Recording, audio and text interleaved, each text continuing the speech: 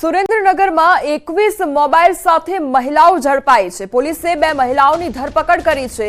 ચોરી કરેલા 21 મોબાઈલ પોલીસે જપ્ત કર્યા છે। અમદાવાદમાંથી મોબાઈલ ચોરી કર્યા હોવાનો ખુલાસો થયો છે।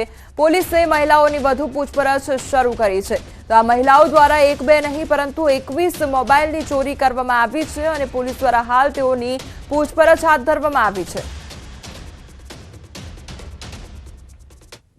વડોદરામાં જળ સંચય અભિયાન વચ્ચે કોર્પોરેશને જળ વેડફાટ અભિયાન શરૂ કર્યું હોય તેવું લાગી રહ્યું છે।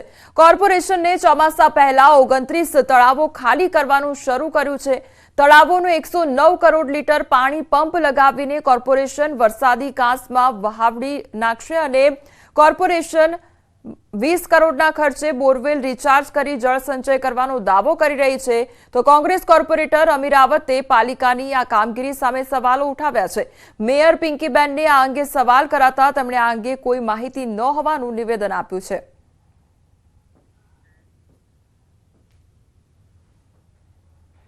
બધા તળાવો વડોદરા શહેરના સમગ્ર શહેરમાં આવેલા 36 કે તેથી વધુ જેટલા જે તળાવો છે આ બધા તળાવોને ડ્રેઝિંગ કરવાનું એટલે પહેલા એને ખાલી કરીને 1 બાય 1 ખાલી કરી પછી તેને ઊંડા તથા પહોળા કરવાની પ્રક્રિયા હાથ ધરવામાં આવનાર છે। શહેરના લગભગ 43 તળાવો છે યાદી મુજબ જેમાં કામગીરી કરવાની છે અને તમામ કામગીરી વડોદરા મહાનગરપાલિકાના પંપ અને ડીજી સેટથી કરવાની છે। એક બાજુ વડોદરા શહેરમાં પર્કોલેટિંગ વેલ 10 કરોડના ખર્ચે બનાવી રહ્યા હોય તેના ખાતમુહૂર્ત થાય છે।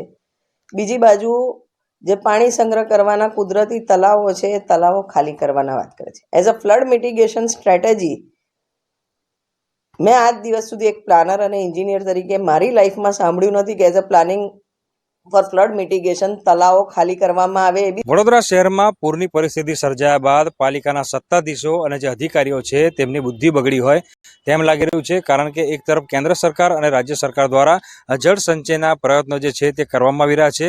નાગરિકોને પાણીનું મહત્વ જે છે તે સમજાવવામાં આવી રહ્યું છે અને પાણીનો સંગ્રહ થાય તેવા પ્રકારના તમામ પ્રયત્નો જે છે તે કરવામાં આવી રહ્યા છે। ત્યારે વડોદરા મહાનગરપાલિકાના અધિકારીઓ અને જે સત્તાધીશો છે તેઓએ બુદ્ધિનું દિવાળું ફૂક્યું હોય તેવા પ્રકારનો એક નિર્ણય જે છે તે લીધો છે।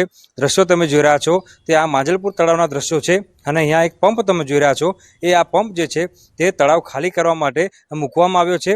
પાલિકાના સ્માર્ટ સત્તાધીશો અને અધિકારીઓ દ્વારા એવો નિર્ણય લેવામાં આવ્યો છે કે વડોદરા શહેરના 29 જેટલા તળાવો છે તેમાંથી 109 કરોડ લીટર જે છે પાણી ખાલી કરી દેવામાં આવે તો ચોક્કસથી આવનારા